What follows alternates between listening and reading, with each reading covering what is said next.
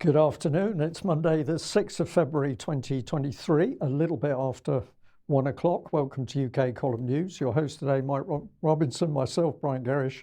We're delighted to be joined by Alex Thomson, bringing us Eastern approaches from the Netherlands, Mark Anderson from the USA, and we have Vanessa Beeley in Damascus. So let's get straight on here with the Turkish Syrian earthquake.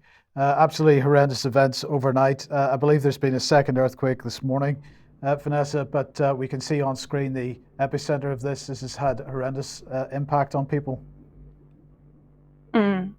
Basically at around 4 a.m. Can you hear me this time? Yes. Yes, we're good.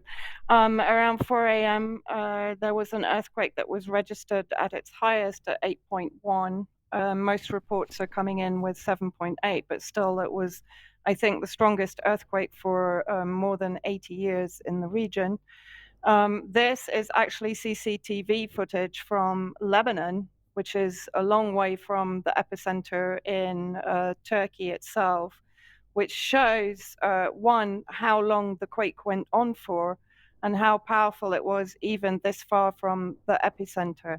So in Syria itself, the devastation has been absolutely unbelievable.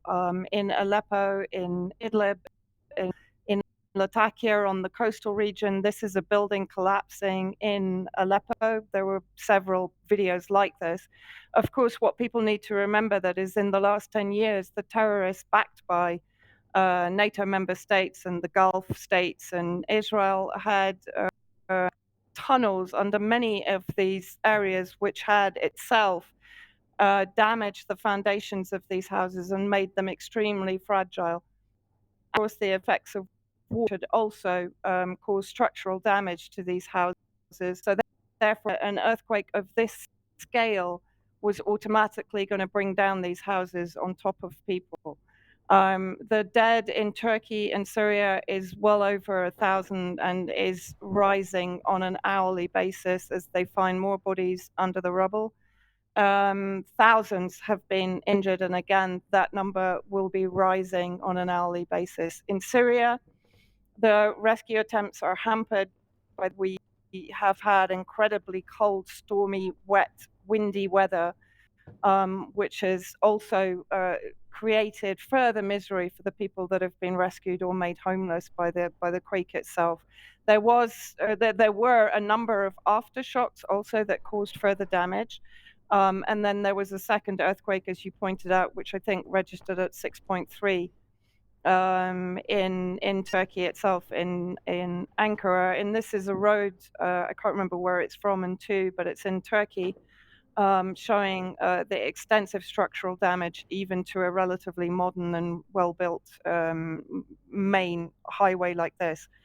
Of course, what is hampering also the rescue attempts in Syria are Western sanctions, because many of the hospitals have not been able to update their equipment. They are not able to cope with the influx of injured. There are many local initiatives now, private hospitals opening their doors and offering free treatments, private organizations preparing to provide free housing for civilians, for the thousands of civilians that will have been again made homeless, having survived the war. A friend of mine in Hama told me last night she's basically gone through 10 years of war and mortars, her husband being injured, almost losing his leg.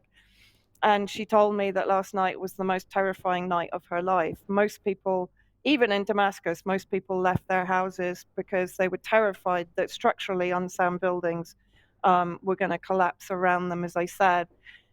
Has been the target of a military war, an economic war, a political war, a media war for 11 years. These structures are not sound to begin with. We're going through a freezing cold winter with no electricity and no heating, and now this. It's absolutely... I don't actually know how the Syrian people are going to come through this. Okay, thank you for that. Now, just before you go, Vanessa, I just wanted to bring this on screen. This was the BBC this morning, because never, I think this is pretty cynical actually, but even under these circumstances, the BBC attempting to score effectively political points here. We just play the video. Here we see a white helmets video, very similar to the types of white helmets videos that we saw in Syria during the war. You know, the child being rescued from under the rubble. And the BBC had, some white helmets. I can't remember who it was. A representative speaking on the main news this morning on the radio. So, I thought this was a bit cynical by them to be pushing this type of narrative at this time. Yeah, and absolutely. And of course, what is happening, the white helmets themselves, although they are not the government of Syria, have issued a state of emergency in Idlib. They're calling for humanitarian funding to come into Idlib, which is effectively controlled by Al-Qaeda. There is no response to the government of Damascus from Western governments to promise aid or humanitarian assistance for Syrian civilians, the majority of which who have been affected are in the government-controlled areas. So the white helmets are capitalizing on this event, of course, to put their own profile back into the limelight. And of course, they're being supported by the BBC. The BBC has been their number one PR agent in the UK since their inception. Okay, thank you for that, Vanessa. Okay, any thoughts, Brian? Well, it's terrible for all the people concerned, and really politics should be dropped out of it, and we should be concentrating on the humanitarian aid aspect. But of course, the BBC is never, ever going to miss an opportunity to get in its political agenda. It likes the death, it doesn't care about the people. Okay, let's move over to Ukraine then. And well, first of all, Ukraine seems to be replacing their defense minister. So the chaos within the Ukrainian government continues. Let's just bring a little bit of text on screen here. So the majority leader of the Ukrainian parliament said on Sunday that Kyrylo Budanov, who's currently the head of the Ukrainian intelligence services, I believe, is becoming the defense minister. And it's being done to strengthen military-industrial cooperation, which is absolutely logical, he said. What do you think about that? Well, if we look at Ukraine overall, Mike, what we've got is a dictatorship. And I think what's happening is Zelensky is conducting a purge. He's doing a purge because the West has said, if you don't get rid of the corruption, you're not going to get the money, you won't get the weapons. So this is now a full-blown dictatorship around Zelensky running. And some of these men are going to be pushed to one side if they're mates of Zelensky. He's not going to get rid of them completely. Reznikov is going to move over, we believe, into justice. He's going to become Minister of Justice. So he's got to be pushed aside because he's also said one or two things that I think's upset Zelensky about the conduct of the war. But as we'll see in just a minute, it's becoming very clear what's happening. Have you got anything further on this one, Mike? Right, okay, let's bring on the man himself. Now, this goes back a couple of days ago. I've chosen the Kiev Post so that we can see what's actually being said in Ukraine as resignation rumours intensify. Well, it's all happened. Defence Minister pledges to help successor achieve victory of Ukraine. And this is the embedded headline from the Kiev Post. Ukraine's secret service exposes the embezzlement of funds allocated for food supply for defense forces. So how cynical do you have to, I mean, you've got troops, whoever they are, fighting and dying on the front line. And while they're on the front line, somebody is working behind to steal their supplies. And this is the nation state that the BBC runs through BBC Media Action, is helping run their state media, covering all of this up. It's an utter disgrace. And we should remember that it was well known, the corruption in Ukraine, before the war started, and yet the BBC still helped this regime put its propaganda machine in place. Utterly disgusting. But if we look at what Reznikov said, it's one person, the commander-in-chief, who decides whether I will be defense minister or not. So he's laid it bare. This is simply now a dictatorship around Zelensky. It's Zelensky who decides who stays and who goes. There's no other pretenses at a democracy. This is a vicious police state, supported, of course, by the BBC. He goes on to say this, or he did go on to say this: I'm convinced that our international partners have faith in the victory of Ukraine. It will remain, and they will continue to support us. There are still planes on my wish list to Santa. Yes, this is an adult speaking here. There are still warplanes on my wish list to Santa. I believe in the victory of Ukraine, and I will do everything for this. And when he says everything for this, he means it, because it doesn't matter whether it's illegal, it's corruption, it's bullying, whatever it is, they are prepared to do it. So I've called this Santa and a pack of lies. And the fact that the BBC supports this disgraceful regime in Ukraine is a crime in itself, I think. Alex, have you got any thoughts? I'd like to point out that the tipped successor, as of that leak yesterday, Kirill Budanov, who's a major general, is in fact Map Man. He wasn't the overall head of intelligence until this appointment. He was just the head of the military intelligence department, a notorious hard man. He's served his country in the front line since the beginning of the 2014 phase of the Russia-Ukraine war. Been wounded in that capacity, but he's the man who, with a smouldering look on his face, as you'll remember from previous UK column news episodes, invited journalists in and showed them a map with a broad felt tip pen or Sharpie for our American listeners, marking out how Russia was going to be parceled up. It seems that Budanov has been promoted on the basis of that map. We have an article forthcoming from a Swede on the significance of that map for Scandinavia. Reznikov is one of the more softly spoken men. I'm not sure of the constitutional position. I haven't seen in Ukraine's constitution that the president really is commander-in-chief. Even in the US, this is a debatable point. Congress has actually to award him that title for a given war. So this may just be flowery language. Possibly Reznikov got to the chop because we have to be very careful about numbers, because we're talking about people's lives and unconfirmed numbers. But it is said by some quite reputable people, such as Colonel Douglas Macgregor, that Reznikov may have told the Americans on a Washington visit very recently that north of 250,000 Ukrainians had perished in this war. 257,000 is the figure that Colonel Macgregor says Reznikov may have told the Americans. Yes, indeed. Okay, well, let's move back to the UK and defence matters. And, well, Offshore Windgate is what we're titling this. Because, well, it turns out that perhaps offshore wind farms are not so great for aerial defence and certainly for detection of incoming aerial threats. Just to so that everybody understands what the situation is off the east coast of England at the moment, the blue and yellow dots there are all already established wind farms offshore in some size or other, but nonetheless they're already there.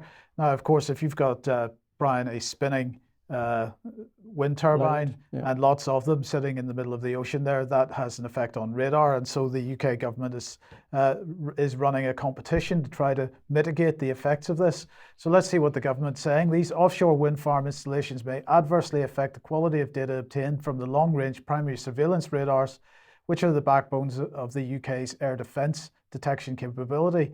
Given that the primary task of the Ministry of Defence is defend UK territory, any such degradation of PSR capability will impact the production of the recognised air picture and thus could reduce both the range and time available in which to identify and act on a potential aggressor. This is unacceptable for the nation's security. So on the 27th of January 2023, DASA and the Business Enterprise Industrial Strategy hosted a webinar to test the programme's vision with the wider market and provide the opportunity to inform the programme. The scope of Phase 3 is likely to support technology across three broad categories: radar, stealthy materials, alternative tracking-based solutions. So forget about radar as the third option, use something else. Stealthy materials, are we really considering the possibility of coating wind turbines in stealthy materials, and what would the effect of that be on radar? I think we could have a discussion with that with Alex and Brian in a second.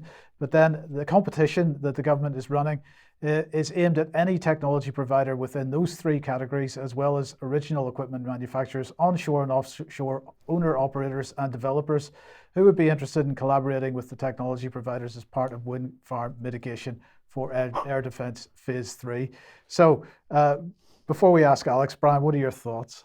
Well, of course, what we've got unfolding is madness. When they say may adversely affect, clearly it is affecting. Otherwise, they wouldn't be going to this huge amount of time and effort to put out competitive tender. So somebody has made a big mistake that they didn't realise the impact of the wind farms on long-range detection.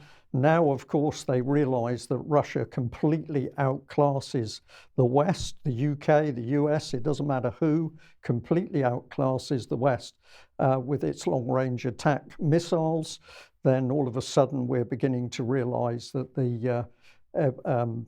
these airborne warning radars are in a bigger mess than they thought. And now they've woken up to the fact they've got problems with the windmills. So are the blades scattering some form of radar signal? That's possible. So you've got spatter and you're not getting any clean returns of detection. But if they then cover the blades with some absorption material, you're going to end up with a black hole. So what we've got here is a disaster. It's incompetence, and it falls in line, of course, with the demise of the services as a whole, which we're going to talk about in this news. I think we should also say, for people who may be interested, that of course the wind farms slaughter birds on a huge scale because they simply get killed by the spinning blades. So these offshore farms are a nonsense, and now it's impacting on the safety of the nation. Interesting. Absolutely. And Alex, just to put this in perspective, I mean, we've got a number of wind farms offshore already. The aim of the government is to have something like 40 gigawatts of generating capacity by 2030 and then 70 gigawatts by 2040. So clearly what's there already is only a fraction of what's going to be there. Oh, a very small fraction, and we'll come to Ian Davis's new piece on that, which is already up on the website. He's calculating that there's orders of magnitude more to come if Britain is to make good on its pledge. The map you showed is particularly worrying to me with my old GCHQ hat on, because the wind farm blobs that you showed go up as far as the Yorkshire coast. So that's just above the River Humber for the foreign viewers. That's the kind of large crack along the eastern coast of northern England. Just above there, you've got the Royal Air Force Base at Fylingdales with the chief early warning radar against Russian heavy bombers, the Backfires and the Blackjacks and the Bears. You've also got GCHQ's station at Scarborough, which is integrated with the Royal Air Force and the other armed forces, and one of its chief functions is also detection of what Russian strategic air assets are up to. Not a good sign, but it looks like the Department for Business, Enterprise, Innovation and Skills didn't bother to check with the Ministry of Defence at an early stage. Indeed. Now, let's move on to another hilarious topic, and that's Balloongate. So let's put an appropriate image on screen for Balloongate. And of course, this is the Chinese balloon, which has passed right over the top of the United States over the last few days. Apparently, there's another one which has passed over the Caribbean as well and Central America. But anyway, this, of course, resulted in all kinds of headlines. So here's Forbes. Trump, right-wing Republicans urge U.S. government to shoot down suspected Chinese spying drone. Here's the Daily Mail. Pentagon and city officials deny there was an explosion in the sky above Billings, Montana, where the Chinese spy balloon was spotted infiltrating U.S. airspace. After residents' video of a trail of smoke goes viral. So all kinds of stuff going on, all kinds of scenarios being pushed forward by all kinds of people, amplified by the mainstream press. Here's Action News, ABC. So this is Chinese balloon live updates. So they needed live updates for this with all kinds of footage and so on. And then finally, we had headlines like this: Biden considering plan to shoot down Chinese spy balloon over Atlantic. And indeed, that is in fact what happened. So the video footage everyone will have seen by now of the F-22 shooting down with a missile the spy balloon, apparently over the Atlantic, over shallow water, so they can recover it, they claim. So there we go. They had apparently attempted to shoot it down with machine guns, Brian, but that didn't work terribly well. So they used an air-to-air missile instead.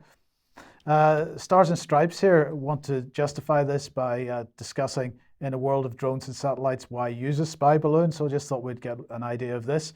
Balloons offer a few advantages over the use of satellites and drones, according to James Rogers, who's an academic at Cornell and the University of Southern Denmark.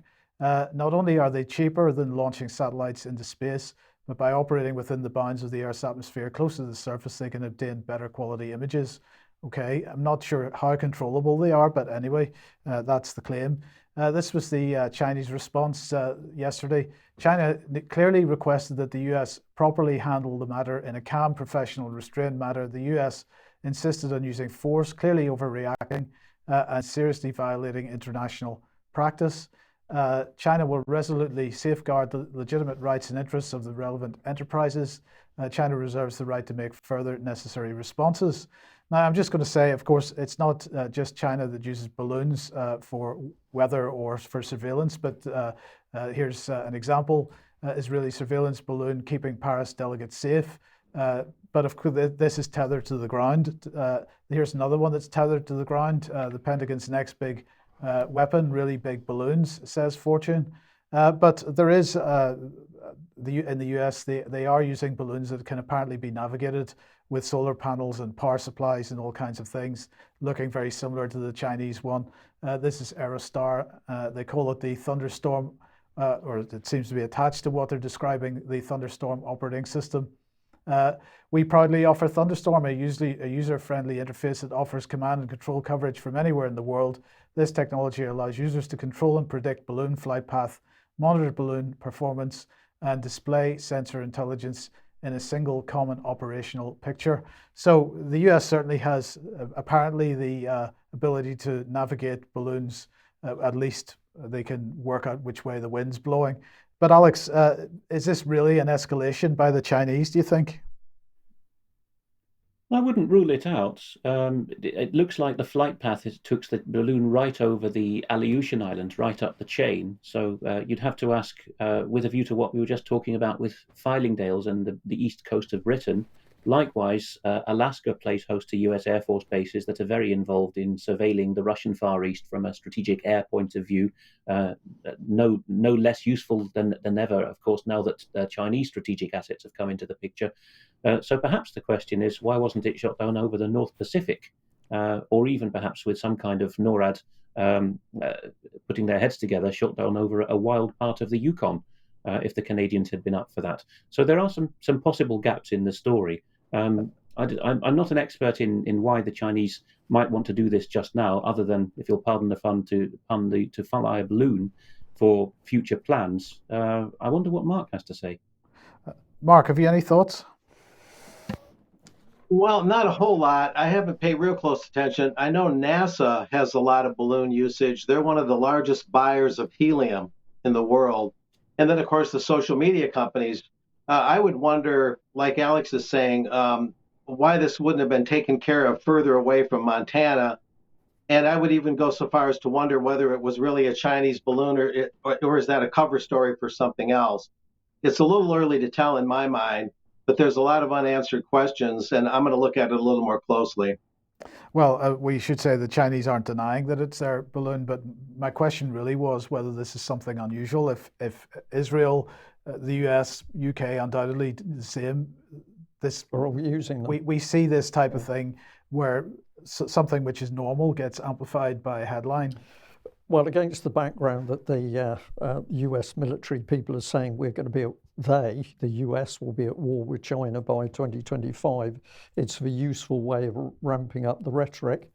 You could also say, though, of course, some sensitivity, because the Japanese used fire balloons to attack America in the Second World War. So I think it's an event that has been blown up out of proportion. Well, let's bring Alicia Cairns on screen and see what she had to say. She, of course, is the chairwoman of the Foreign Affairs Select Committee. She said, but what we've now seen is that people working in China for TikTok hacked into European data so it could be tracked down the source of a journalist.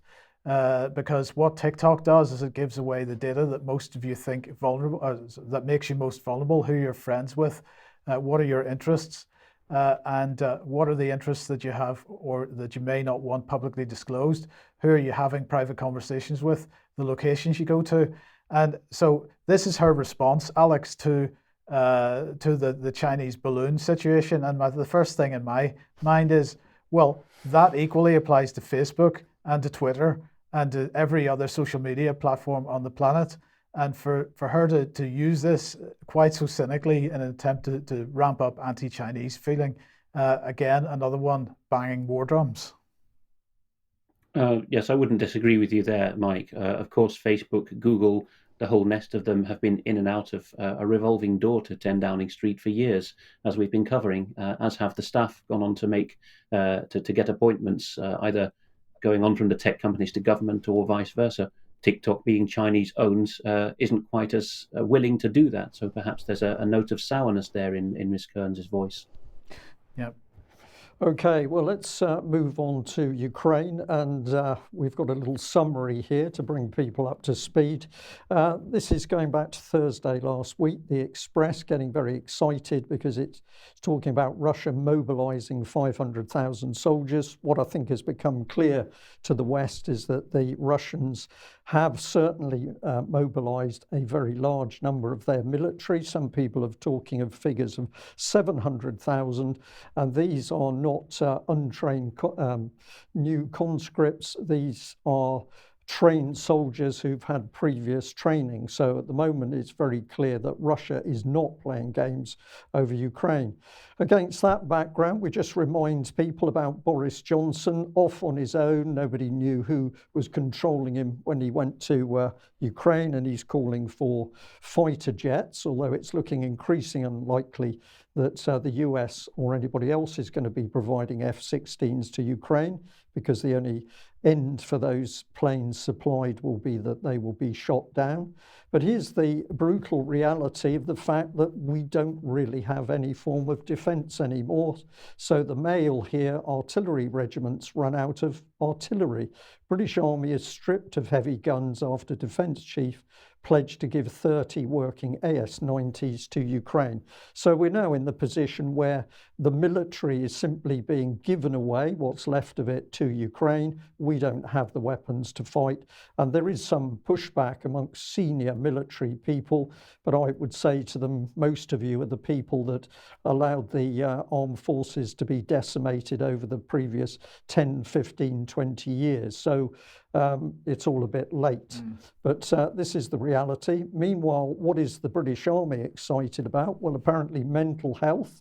There's no fighting going on, but apparently we've got huge problems with mental health in the armed forces. So the Ministry of Defence pushing out these tweets. And the other ongoing big issue is, never mind, we haven't got any more, we haven't got enough guns. We're desperately worried about the LGBTQ++ agenda, and can we keep up to date with that? So against that background, what's happening? Well, this is the big boast that came out over the last few days, that we've got 9 nations with no experience of the reality of war in Ukraine, training young Ukrainians for the slaughter. Come back to the Twitter posts of the Ministry of Defence. We've got Defence Secretary Ben Wallace with Australian Richard Marles, and they went to see Australian defence personnel who are apparently in UK training young soldiers. And of course, you've covered that on the news as well. So plenty of tweets coming about. Australia is the latest nation to join the UK-led training programme to train Ukrainian recruits on UK soil. Lots of glamour pictures, but this was the image that I really found offensive. Here are the mates wandering along the streets. If they were holding hands, they would, of course, completed the full LGBT agenda. But I wanted to put the real headline in. I just felt this is really what we should be talking about. What was the dialogue? Well, of course it wasn't, but so we gave these innocent young Ukrainians a few weeks basic training, and they're all slaughtered on the front a few weeks later. It's great fun, Richard, I must say. The cynicism of these two men parading, having fun while they send these young Ukrainians to their death, I find utterly appalling and offensive. And of course, they're smiling while they do it. So here's the Ministry of Defence in UK pushing out the propaganda as usual. And if we look down at the bottom of this intelligence update, it says, while multiple alternative cross-country supply routes remain available to Ukrainian forces, Bakhmut is increasingly isolated. So this is described as though the Russians are having great trouble dealing with the Ukrainians. But the reality is that Zelensky's poured thousands of Ukrainian troops into the strategic position of Bakhmut, and they have been killed in their thousands. And the city is effectively encircled by Russia, as we're going to see. So if we bring in this, the first thing to say is that the casualty rate for many of the units in Bakhmut is 80%. And of course, the majority of them dead by shelling, and a very large number of them young recruits supposedly trained by the UK. But if we have a look at Bakhmut and put it into context, the brown reddish area on the right of that picture is showing the area controlled by Russia and the advance to the west, the pinnacle there heading out to the northwest. And Bakhmut is effectively encircled. And the key thing which has happened over the last few days is that the Russians have now also taken control of the western highways into Bakhmut. And the thing for many people to remember is that to the west of these positions, the Ukrainian defense lines are much weaker, and there's been many cases of Ukrainian resistance crumbling over the last few days. So for the Ukrainians, a very serious situation. If we have a look at another map from social media, but very accurate, you can see how Russia is pushing in on all these areas. And Bakhmut in the center, the supply road, the M03, that's already been cut. And the supply road to the west, which we've just mentioned, that's also cut. And this just leaves one very minor supply road for the whole of the forces in Bakhmut. But that minor road is under artillery control of the Russians. And if we come in from a different direction and we look up to the northeast of Bakhmut, we can see that the Russian forces are now dealing with the heavily fortified area of Krasnogora. And from this position, the Russians are already moving up the line to the northeast to Zversk. So a lot of progress on the front, but this is all denied by UK's Ministry of Defence. Meanwhile, in Ukraine, what can we see? Well, of course, these teams are running around, grabbing, arresting, summonsing young men to fight on the front. And from reports from Ukrainian sources, we now know that individuals like this, no previous military training, whether they're trained in Ukraine or the UK, if they're sent to Bakhmut and other areas of intensive fighting, they are going to survive for a few hours or a few days. We're not even into weeks. So this is appalling stuff. And Alex mentioned this. I'm using social media, but this source and others has been highly accurate. So this is the report that the armed forces of Ukraine have lost 157,000 dead, probably including 2,500 mercenaries, against the reality of Russian losses of about 18,500. And if we look at reports for Bakhmut, 1,500 Ukrainians lost over the past 4 days just in Bakhmut itself. And this was also a report that was made apparently between Zelensky and the Americans, where it was admitted that 257,000 Ukrainian soldiers had died. Now, Colonel Douglas Macgregor, American colonel, has been making very accurate reports on what's happening. And this is the lie. The UK Ministry of Defence and the BBC continually say Ukraine's had minimal casualties and the Russian casualties have been huge.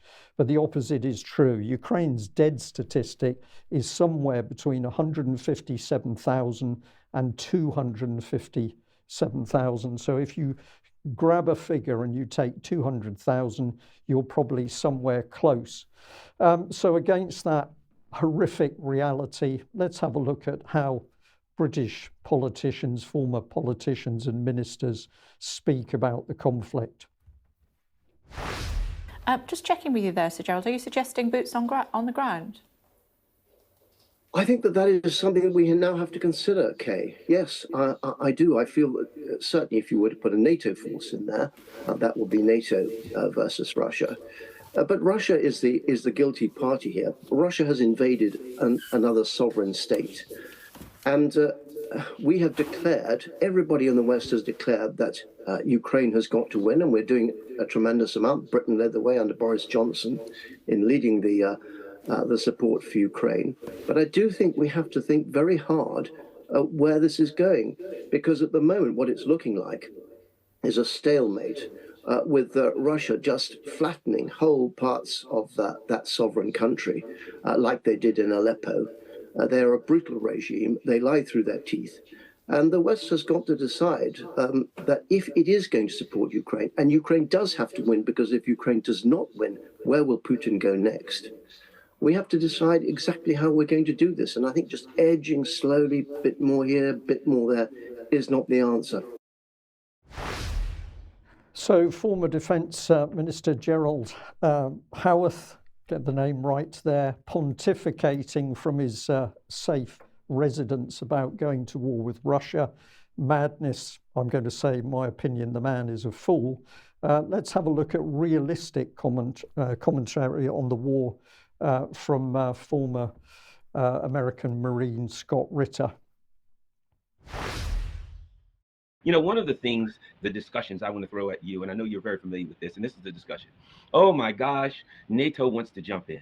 NATO wants to put troops on the ground. NATO wants to, and I looked and I'm like, well, the Russians got a lot of guys there, and they're like building up their military to 1.5 million people here. Like they're preparing to be able to defend their border with massive numbers. And NATO, the more I read about the UK and Germany, what I see is that NATO's military has like dwindled away to barely a shell of what it was in the 80s. So is NATO in a position physically, militarily, to get involved in a conflict on the Russian border, Scott Ritter? No, not at all. Zero potential, zero capability, zero sustainability. They're not trained properly. They're not equipped properly. They don't have the logistics capabilities. Simply put, it would be like leading lambs to a slaughter. The British can sit there and, there's the old saying that if somebody speaks to you in a British accent, they have to be correct just because they sound correct. So, we can get the British general, I say, chap, the British Army will, of course, fall in well-disciplined lines and advance forward smartly, and you'll all die because there is no British Army anymore. It's literally a joke. The American military, better trained, better equipped, no sustainability. That's what people have to understand, that, an army brigade by itself, is not capable of fighting the Russian army. And the Russians have an army. This is not the 200,000 peacetime contingent that initiated the special military operation. We're nearly a year into this. Russia has mobilized not just reservists, but also its defense industry and, frankly speaking, the nation. A military tends to do better when they have support of the people behind them. And I think we can say unequivocally that the Russian people are solidly behind this effort, which gives political leadership a lot more flexibility. You see, if you're trying to fake out a population by winning a quick and easy war, and then the quick and easy war doesn't turn out to be quick and easy, bad things can happen at home. Right now, the Russians, notice who's talking about the clock, who keeps pointing to the calendar. Everybody but the Russians. You haven't seen the Russians point to the calendar once. They haven't told you anything about their timelines. All they say is, we have our stated objectives of demilitarization and denazification, and those remain the same. Everybody else is, Russia needs a quick fix. Russia has to go now. Russia has to do. Russia doesn't have to do anything except win, which is what they're doing. So, Alex, when you put those two video clips together, we've got one appalling, and I'm going to say ignorant man pontificating from the warmth and comfort, presumably, of his own home. And we've got the reality of a former Marine and intelligence officer. The Russians at the moment are controlling the battlefield, but nobody is calling for an end to the fighting. Fair comment, Brian. Sir Gerald Howarth was the junior minister at the Ministry of Defence when the Strategic Defence and Spending Review, SDSR 2010, came out, and it fell to him to explain why Britain had chopped its last two aircraft carriers, the Ark Royal and HMS Illustrious, and why it had scrapped its airborne detection platforms, the Nimrods, without which you cannot wage the kind of level of warfare that we would be involved in if we got into direct shooting with the Russians. You would need that broad sweep control of the oceans to bring your troops anywhere near Russia with any kind of safety. It's not just Scott Ritter, who I know is not everyone's cup of tea, despite his accuracy, who is saying this. I met a J2, so an intelligence officer in Britain's NATO structure a couple of years ago, who said that Russia would wipe out all that the British Army could put on the battlefield in 5 minutes. And people might treat that with incredulity, but this is a very sober-minded man. That is known in such places as the Ministry of Defence and equivalent European capitals. Yeah.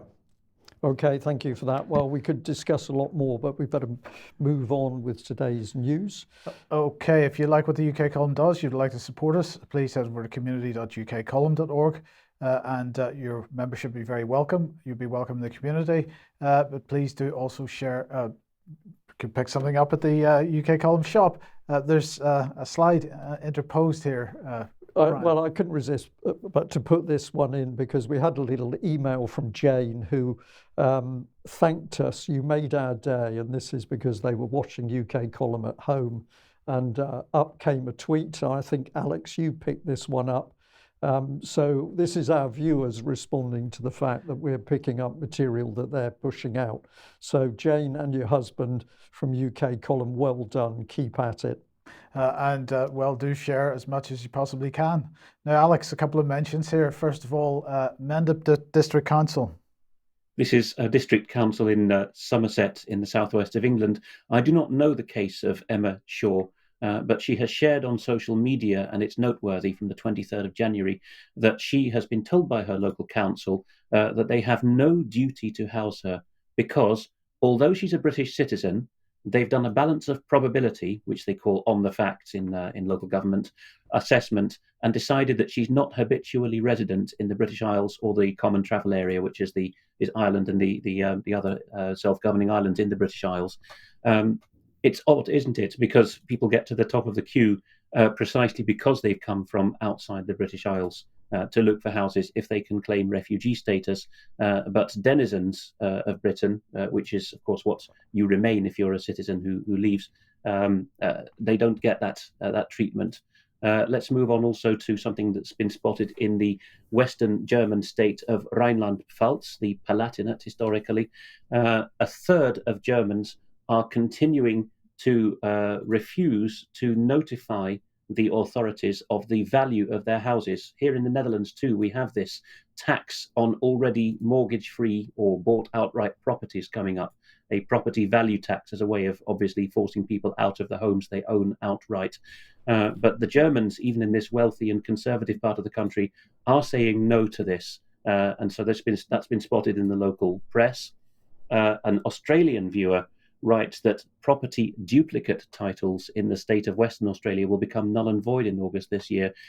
This is part of a trend that we see in England as well. Scotland already has had for centuries a register of properties, a continental style one, but title in common law is being abolished. I suspect the USA will be slower in this regard, and many states will hold out. But Australia, within the common law world, often leads the way in statutorily declaring things null and void from the past. All titles in Western Australia will be digital as of August this year, which of course means that with the click of a button, if you're a dissident, somebody who doesn't like you can make your title over to someone else. Alex, just before we move on, could I just ask you a question about that? Is it actually lawful for something which is established in common law to be overridden by statute in this way? No, it's often claimed that that is the case, but obviously not. And if you look at the first principles of common law, I know I'll get people peeved at me for saying that because it's taught in law schools that statutes can override common law, but that's not how our legal system was put together. And nobody waved a flag one day and said, henceforth, statutes override common law for all that it is taught. More on this is that it's going to become very expensive for homeowners. This is more of a Germany and EU issue than it has come to Britain yet.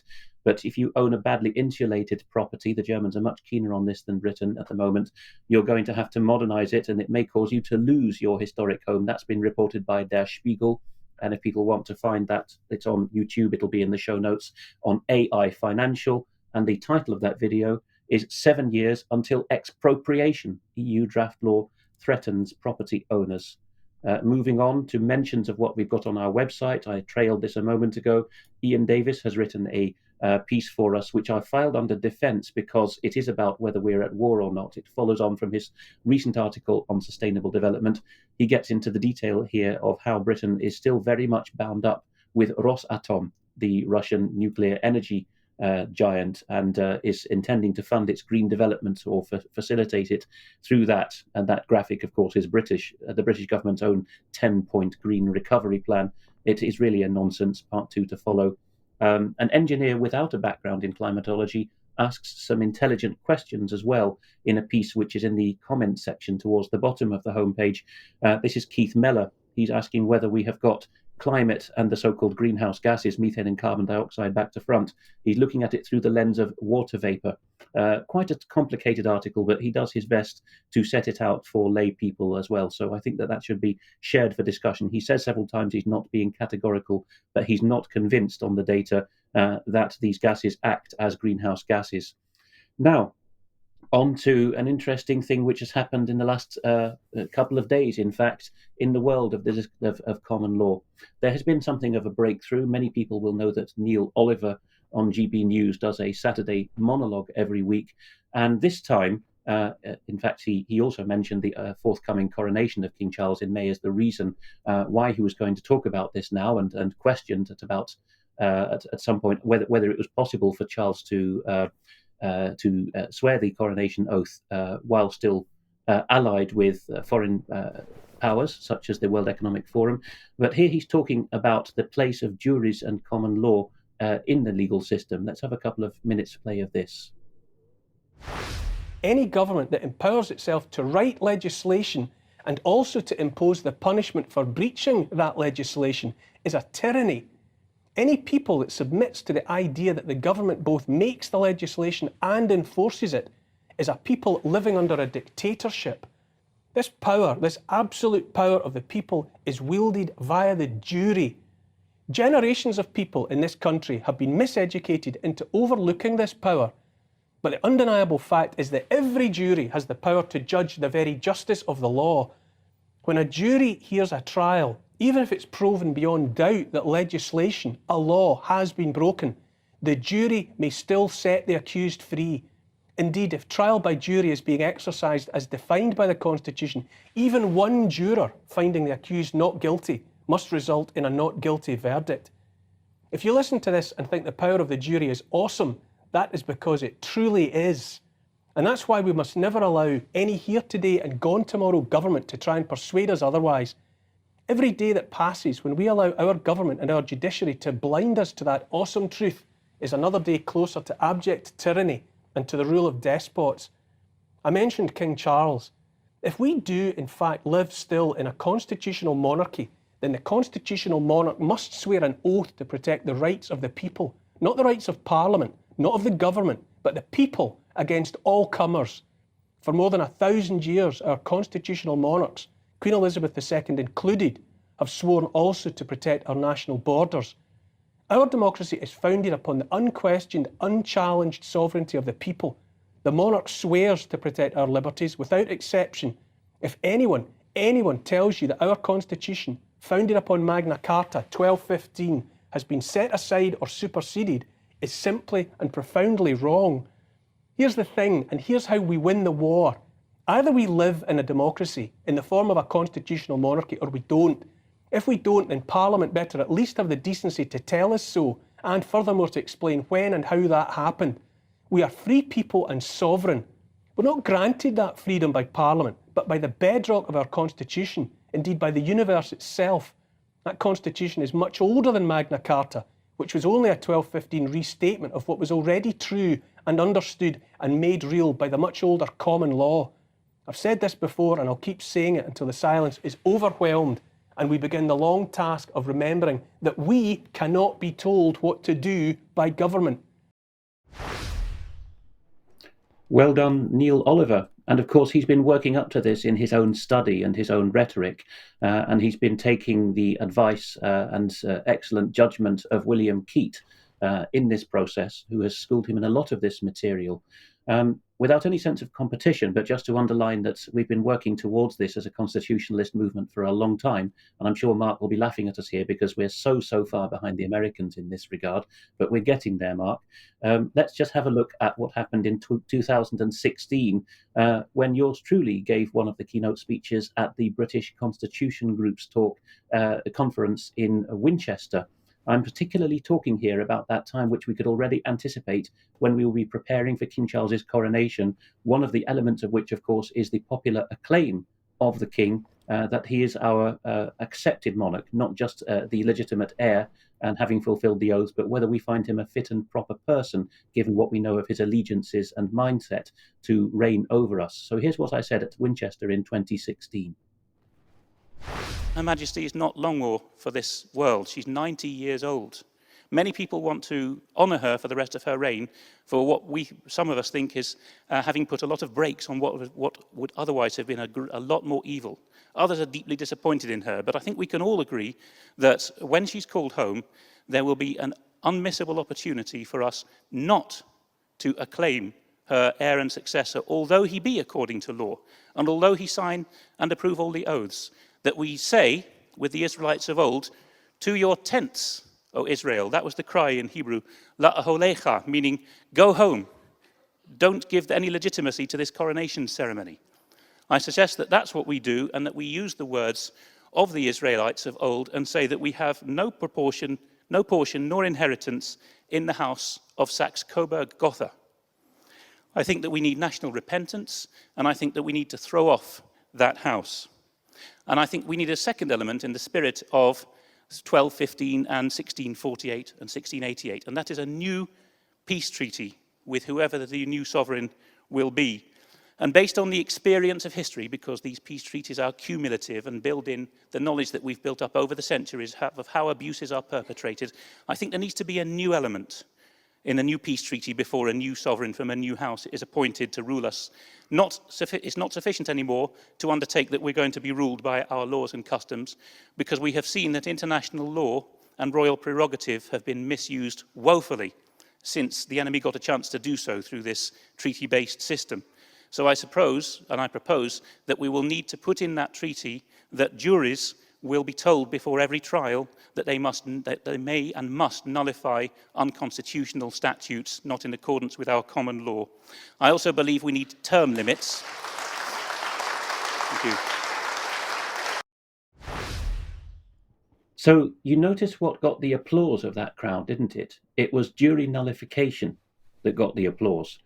Which of course makes people's eyebrows raise sometimes, but jury nullification is the jury doing what it very much did, for example, during the James Stewart tyranny, and refusing a judge's direction to find people guilty that they know did nothing wrong. In the William Penn trial, which is also American heritage, of course, because Penn is the founder of Pennsylvania, one of the the Keystone State, as it's well known to be. This is not wacky stuff. This used to be taught all across the land in schools, and a great amount of interest has flown from this. I won't play a clip of this, but I'll show it on screen. It's William Keat talking to Richard Vobes, a deservedly quickly growing channel on YouTube, which Richard has entitled "This is Big." That's the name he's given to this interview. Here, Will Keat, and pardon me, it was him who talked about Charles's allegiances to the WEF. It wasn't Neil Oliver, but people should listen very carefully to this. Will is only making perfectly rational, lawyerly points, though he doesn't claim to be a legal expert as such. He's one who studies as a friend of the common law. He's noticed this, that juries historically have got all the powers that stop abuses. People who've devoted their lives to the study of abuses in courts. Dr. Richard Cordero in the USA, for example, point out judges will throw out evidence as inadmissible in order to find the innocent guilty, and vice versa. Will Keat says specifically in this interview that it's in his sources, that's also part of the judge's purview, the jury's purview. They are the true judges in the courtroom. Now, we could go on for hours, but we don't have the time. The point is that this is not something that's been done in a corner, that juries have rights, that judges are afraid of them in any common law jurisdiction. In various US states and Ireland, people have been arrested, I would say, unlawfully by police or by court staff for going near a court and saying to people who might be jurors, did you know that you can find people innocent when the judge directs you to find them guilty? The US has a whole association for this, the Fully Informed Juries Association, Pfizer, which Will mentioned in that interview.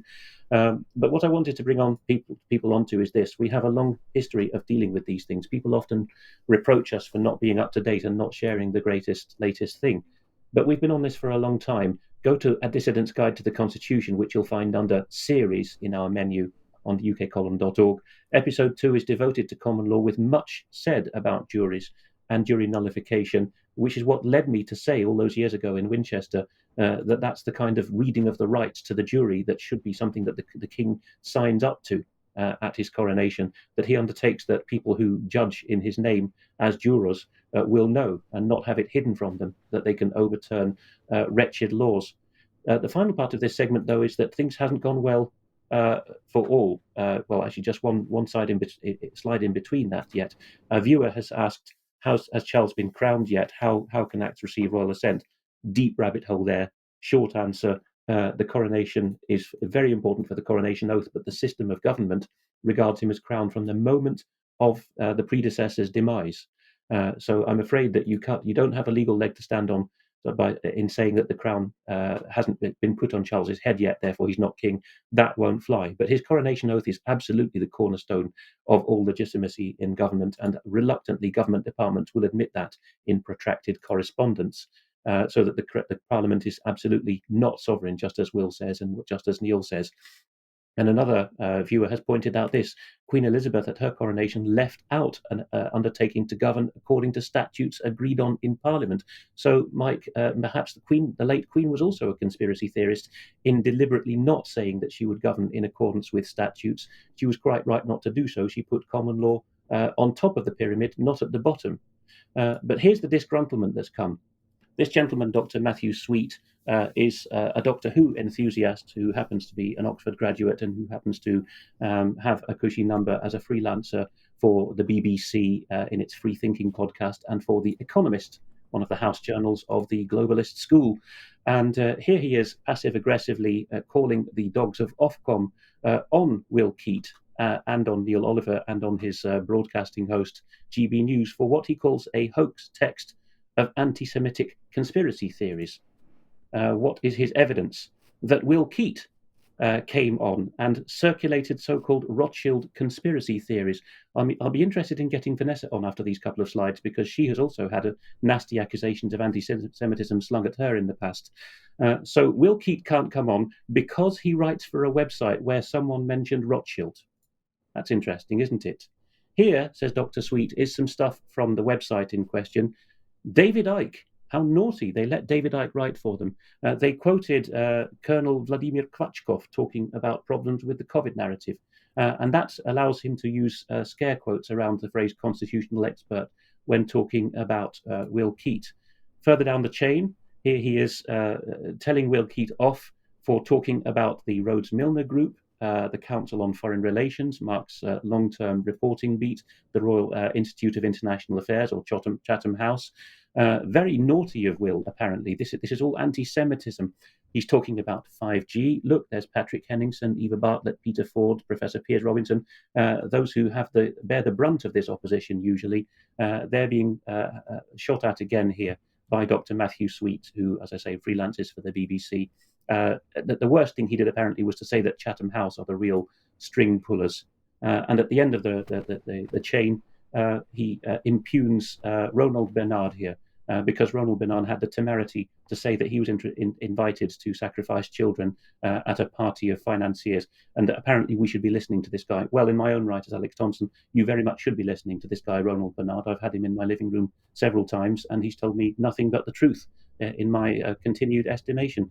But Vanessa, you often... Vanessa's not here, Alex. Vanessa left us after her segment.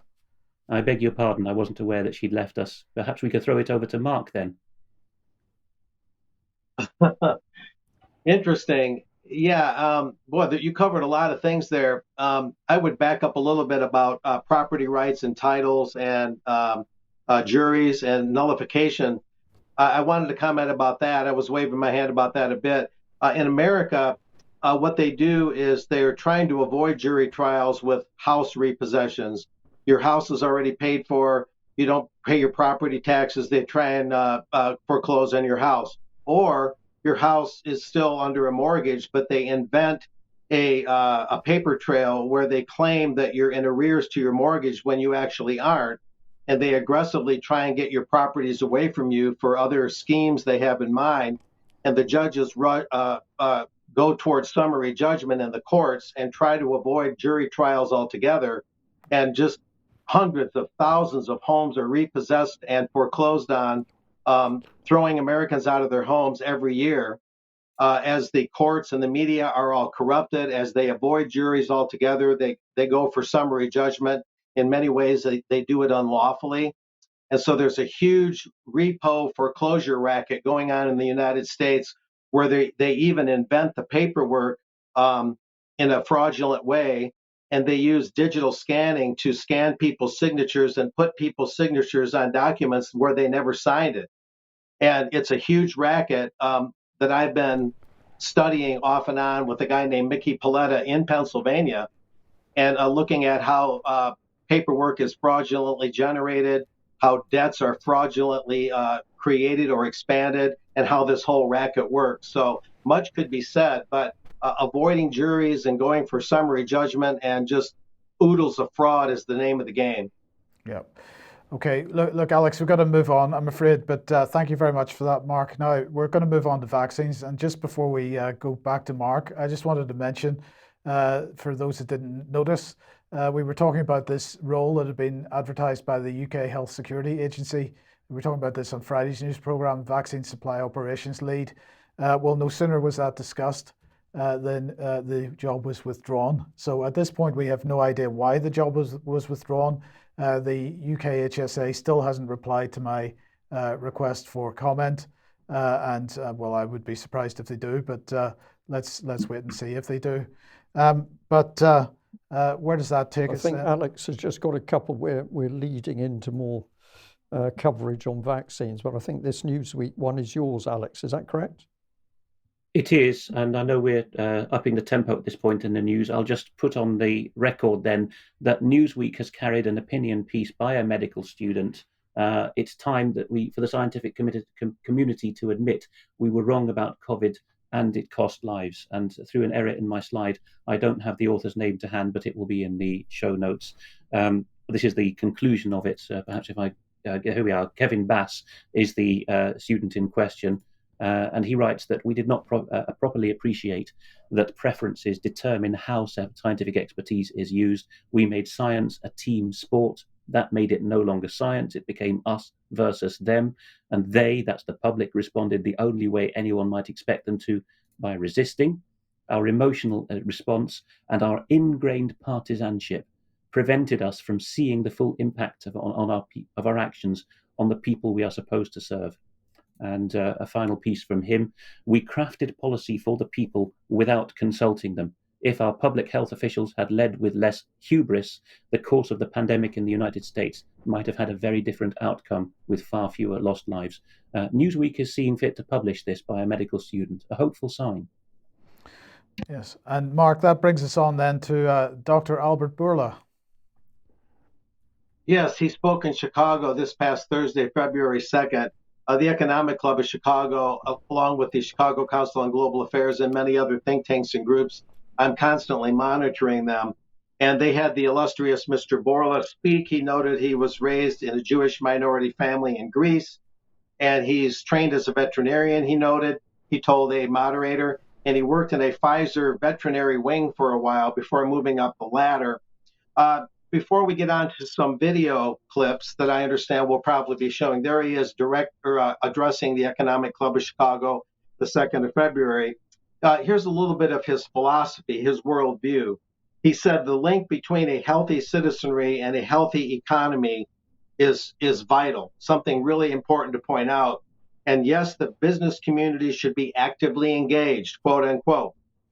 and companies such as Pfizer need to provide a healthy environment for their employees and to reach out beyond their workplace and invest in our communities, quote unquote. And what we decide will have consequences for generations to come, quote unquote. And he went on to say that his favorite philosopher is Aristotle, and that health is a matter of choice, quote unquote. That quote was attributed to Aristotle. And then he went on to say, Mr. Borla, in that spirit, I think we have a choice to make. The business community can decide that someone else should worry about public health, and we can ignore the indisputable link between public health and prosperity. And he mentioned that American exceptionalism across industries is a goal of his company, providing health care and a healthy environment for their workforce and the greater community. In other words, all the people in the world. Or he said, we can accept and indeed welcome the corporate responsibility that we have as employers to be forces for good in the workplace and in society by focusing on the critical issue of public health. And we need to use our position as employers to provide a healthy environment for our employees and invest in our communities, as I noted. And he went on to add, I believe we are at an inflection point in society that will have consequences for generations to come. So with all due respect to Aristotle, I don't think there's a choice, really, he went on to say, whether big business or small, or pharmaceutical companies, or banks, or universities, manufacturers, even nonprofits, we are all somehow in the healthcare biz, he said. Every one of us who employs people can make a difference. And this gives you a little bit of his outlook on things. I'll add a little bit more, because without robust public health, there cannot be the economic opportunity a country needs to maintain its position in the world. People cannot produce if they cannot work. So a lot of this is tied to his idea of the work state, the idea of that the main goal of public health is to have a productive workforce. It's very much siloed in that area. And he went on to cite some statistics. The IMF global GDP dropped by 3.9% from 2019 to 2020. That's a pretty huge change, he said. And that's pretty much his outlook on things. I'm just kind of going through this. I think from here we can listen to the video clips, and it will round out the table I just got done setting on his comments. While 50% is determined by social and economic factors on a person's physical environment where they live. Or to say it differently, your zip code is a better predictor of your health than your genetic code.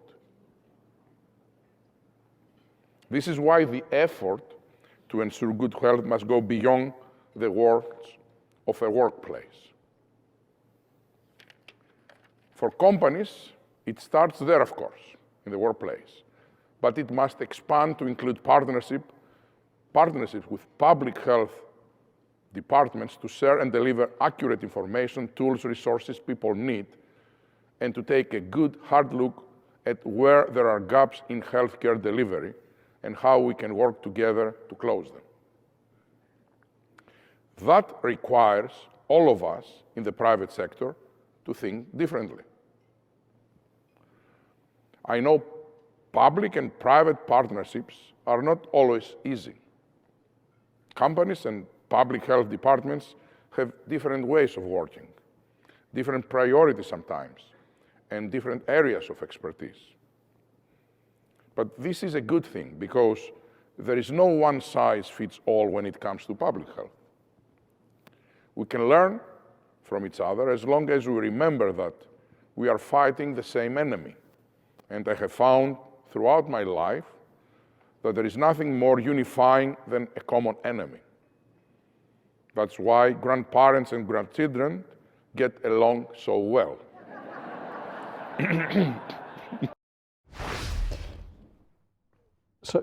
So Mark, that's Mark, one example, additional example of what he had to say. Brian, do you want to comment? I just wanted to say I found it extraordinary that when you define a common enemy, you should come to children and grandparents he laughed and the audience laughed with him. But I listened to that and I thought, what is this man talking about?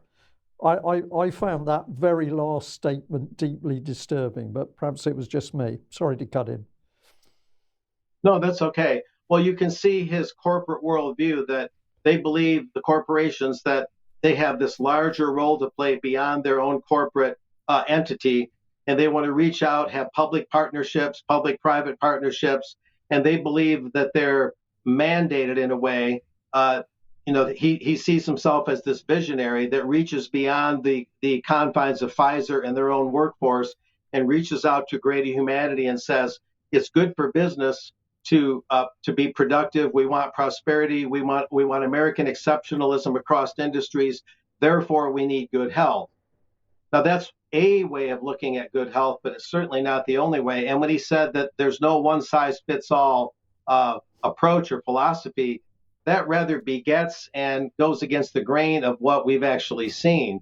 We've seen a one-size-fits-all do the vax and don't do much else. Take the vax jab, don't do much else during the whole time of the COVIDocracy. He also spoke to CBS News Face the Nation in March of 2022, and he was asked some fairly good questions considering it was Orthodox press, and he was saying that no matter what supplements we might have, no matter what therapeutics we might have, we've got to have vaccines. That's the centerpiece. That's got to be the way it is. And yes, children need these. I know that the state of Florida, didn't think that young children needed the vaccines, but Albert Bourla believe that's wrong. So actually, he has taken more or less a one-size-fits-all approach, kind of relegating everything else to a secondary or supplemental category. But I don't know if you wanted to show another video clip, or was that the only one you're going to show? No, I got the second one here. I think we should play it because you get a deeper insight into this man as he chuckles at his own joke. It's you guys' call. Go ahead if you want to do that. Let's roll it.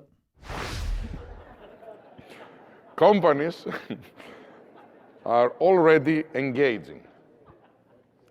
Bank of America, for example, recently partnered with the American Heart Association, American Diabetes Association, American Cancer Society, and the University of Michigan School of Public Health to launch an initiative to advance health outcomes to Black, Hispanic, Latino, Asian American, and Native American communities in 11 cities, including Chicago. Partnerships with public health entities unlock opportunities for not only employees, but for communities as a whole. And that ultimately is the key to a healthy economy. The good news is that this all takes place against a backdrop of an exciting scientific renaissance driven by previously unimaginable advancements in biology that we are having right now and technology that will come together to produce solutions of great scale. With a strengthening innovation ecosystem, we expect a dramatic impact on human health, where we can hopefully cure many currently incurable conditions, transform others into manageable chronic diseases, and be better prepared for future pandemics.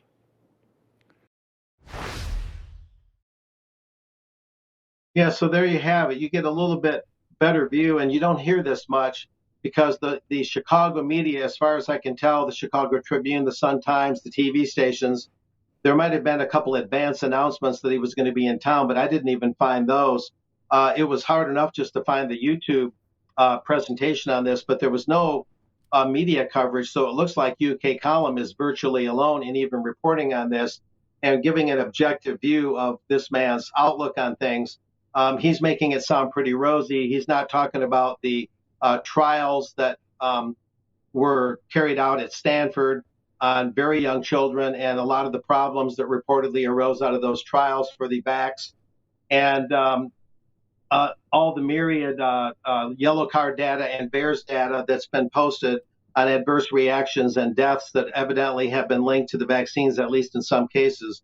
He's making it sound all very innovative, all very optimistic, and but it just gives you an idea that Bank of America and entities like that are no longer siloed, as the globalists like to say, that they don't have these siloed functions. They don't have their specialized functions as much as they now collaborate, public-private partnerships. Some call this the real definition of fascism, when government and big corporations collaborate like this and collude.